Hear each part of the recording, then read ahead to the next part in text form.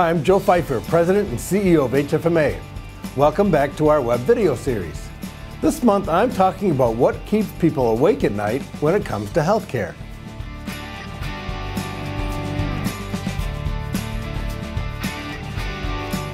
True, but I'm not talking about finance leaders. I'm talking about the people we serve, patients. The affordability of healthcare is keeping patients up at night. I know this anecdotally from a discussion we had at the Fifer family Thanksgiving dinner. In our family, we seem to have an unwritten rule about not discussing politics at holiday meals. However, that night, I came close to breaking that rule when I asked my 12 relatives at the dinner table what they, or the people they hang with, really think about healthcare. Note that I did not ask about any specific element of healthcare, not finance, not politics, not the ACA, just healthcare. The group was made up of all ages and the full spectrum of political beliefs, so I wouldn't have been surprised if their answers were all over the map. But they weren't. In fact, they all talked about money. They shared stories about high out-of-pocket costs, good or lousy benefit plans, and money getting in the way of accessing healthcare.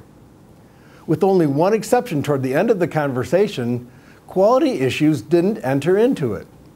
The discussion was all about affording health insurance and health care.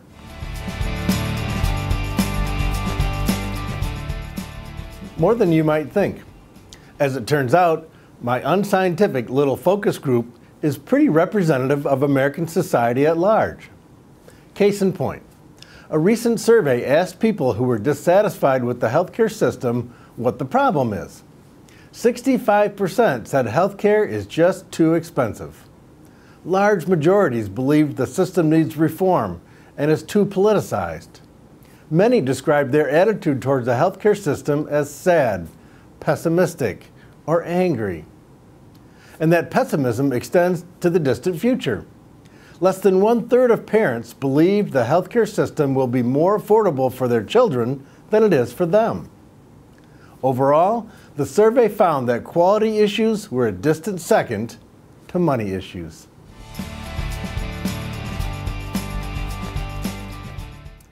No, and here's where it gets really interesting. This study, called The State of Healthcare in the United States, was sponsored by CVS Health, the retail pharmacy company. As most viewers know, CVS is in the process of buying Aetna, one of the largest health insurers in the country.